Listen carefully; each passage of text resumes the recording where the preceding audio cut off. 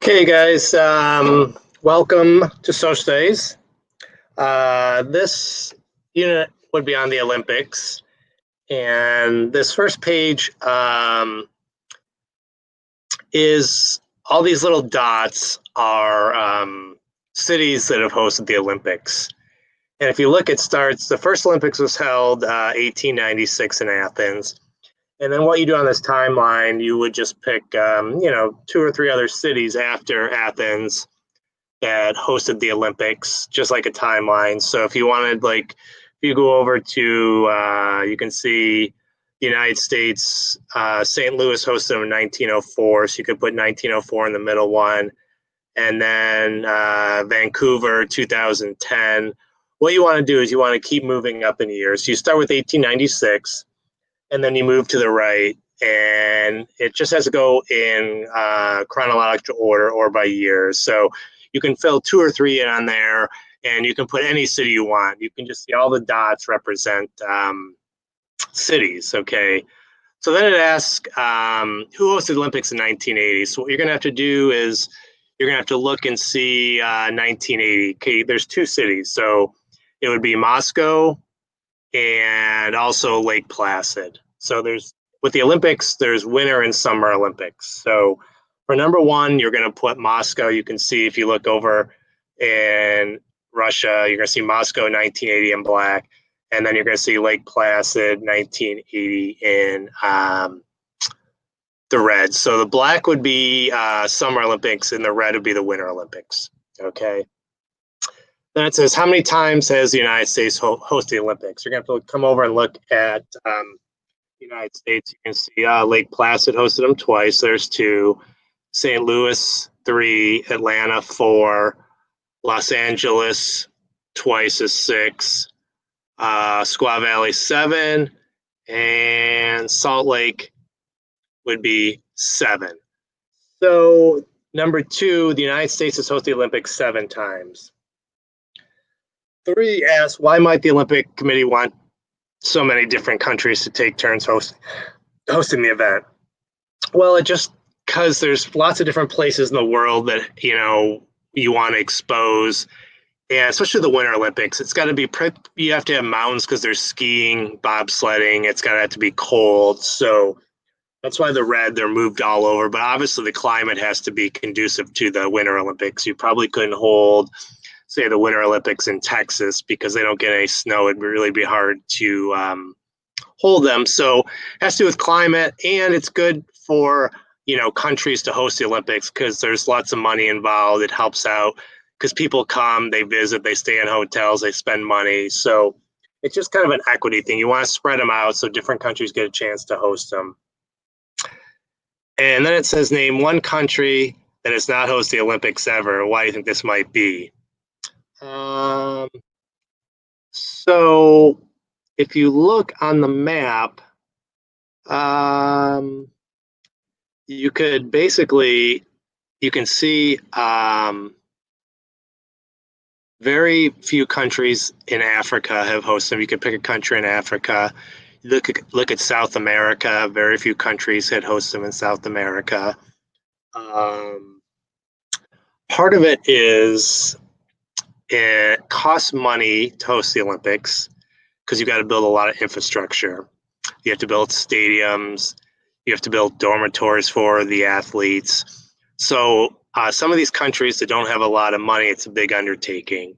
So that's probably why some countries, poor countries, don't have the money to be able to build all the infrastructure. Like I mentioned, the stadiums, the dormitories, the facilities. So that might be a pretty logical reason for number 4. Okay. So I'm going to go into the reading here. And this article says, Coubertin, a father of the modern Olympics. The story of the revival of the Olympic Games is very much a story of Pierre de Coubertin, the undisputed father of the modern Olympics. Coubertin almost single-handedly revived the Olympic Games, created the Olympic movement, and spent most of his life nurturing it to place international prominence now it holds. It says Pierre Freddy Baron de Coubertin was born January 1st, 1863. Young Pierre, whose father was an artist and mother was a musician, was raised and cultivated in aristocratic surroundings growing up. Coubertin was intensely interested in literature, education, and sociology. At the tender age of 17, his deep interest in education became sharply focused on the problem of widespread apathy still crippling his fellow Frenchmen. A decade after the demoralizing defeat in the Franco-Prussian War, he concluded that education and the development of the individual was the key to future society. His travels led him to the conclusion that athletic exercise was of great value in intellectual development and upbringing of young people. He observed competing in a place on an athletic team developed qualities of character, whereas the attitude of French schools was that games destroyed study. So he thinks that, being in athletics really helped your mind. And France didn't think that. He didn't think that they thought that games destroyed your ability to study. So later in his life, Coubertin wrote, peace could be a product only of a better world. A better world could be brought about only by better individuals, and better individuals could be developed only by give and take, the buffering and battering, the stress and strain of fierce competition. Then it goes on to the brief history of the ancient Olympic Games. Okay, so the ancient Olympic festival, which would derive from the Olympic Games today, was a pivotal force in ancient Greece. So the Olympics originally started in Greece. Their recorded history spans more than a millennium, from 776 BC to AD 392, a total of 293 Olympiads. The Games were developed gradually and mirror the rise of classic Greek culture. The ancient Olympics were based on a philosophy of balance between physical, athletic, and spiritual and moral development that was a cornerstone of Greek democracy. And the ideas of political force that inspired the Games began to deteriorate, so did the festival. Under Roman rule, the Olympics experienced a renaissance, but in a form not true to its original spirit. Finally, by a decree of the Christian emperor Theodos I, the Games were abolished in 393 AD. So the Olympics went away. Okay. So this is a story of Sarah Attar, the first Saudi woman in the Olympic track and field. And so it says, U.S. resident college finishes a distant last 800-meter heat, but attracts standing ovation across the finish line. And it says, Sarah Attar finished last and more than a half minute slower than her nearest competitor in the women's 800 meet in the Olympic Stadium. Yet, hundreds of spectators rose to give her a standing ovation as she crossed the finish line. For the first woman from Saudi Arabia to compete in track and field at the Olympics, the principle was more important than performance. Covered in clothing from head to toe, except for her smiling face poking out from under her hood, Attar made her debut 5 days after Saudi Juka became the ultra-conservative country's first female competitor at any Olympics. This is such a huge honor and amazing experience. Just be representing the women, Attar said. I know I can make a huge difference. The 19-year-old Attar ran the 800 meters in 2 minutes and 44.95 seconds. But to her, time wasn't the point. Her mother is American and her father is Saudi. She has dual citizenship and was born in California and runs track at Pepperdine University in Los Angeles. Attar wanted to represent Saudi Arabia in the Olympics as a way of inspiring women. For women in Saudi Arabia, I think this can really spark something to get more involved in sports, become more athletic. She said, maybe the next Olympics, we can have a strong, very strong team to come. This year, under pressure from the International Olympic Committee, Saudi Arabia broke its practice of fielding male-only teams by entering women Ali Shazir Al-Hum, Sakir in judo, and Attar in track and field. Saudi Arabia is one of the 3 Islamic countries, along with Qatar and Brunei, that brought female athletes for the first time, making this the first Olympics where every national team included a women. Okay. So these are just questions from the articles. Read through them and then answer the question. So what country did the Olympic Games originate? It was in Greece. Then it talks about Pierre most likely came from society at a time that highly valued sports, considered sports to conflict with study, had several sporting teams and schools. He came from France, and if you remember, France basically considered sports to conflict with studies. That would be B. Even though Sarah Attar finished last in the Olympic race, how might this still be seen by many as a victory? Well, it was the first time Saudi Arabia had a woman on its team, so really that would be a victory for women's rights, because up until that time, Saudi Arabia wouldn't allow any women to enter in the Olympics. So it was inspiring, and it probably gave a lot of hope to the women in Saudi Arabia. So that was really why that would be considered a win. Include the dates and miracles above in your previous created timeline. So I will go back to the first one. So it started, if I go back up to the timeline.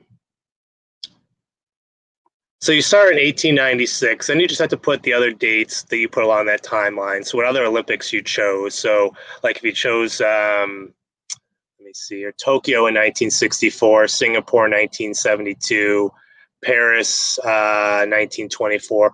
Whatever you did, those years just have to go in order. And then you would just list those down in, was that question 4, I think? Yeah.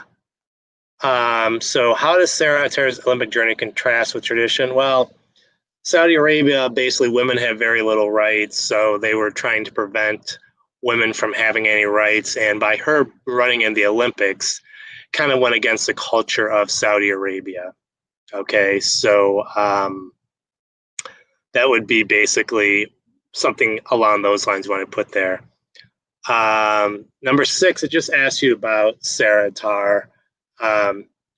She's not afraid of a challenge. You'd circle that one. You would circle B, cares about inspiring other women, believes tradition should always be followed. That one isn't it because she broke tradition. And it wouldn't be D because she doesn't care about winning. So it would just be A and B. Then it asks you to reread about Pierre de Coubertin. What tough questions do you think he asked himself to arrive at the conclusion that competition builds character and intellectual development? Well, he's going against everything that France believed. They thought that, basically athletics took away from studying. And he had basically kind of opposing view to that. So really the tough question is, do I want to go against what everyone in my country believes? So sometimes it's going against conventional wisdom, and sometimes that's hard. A lot of us just like to follow. So he was kind of a leader saying, no, athletics are really important. So that would probably be one of the tough questions he would have to ask. Number 8, what do you think Pierre de Coubertin would think about Sarah Attar's race in the Olympics? What one paragraph response to this question using at least one quote from the article is evidence to support your opinion? So I think he would really support her because, we talked about doing the thing that's right. So she was going against tradition, just like he did.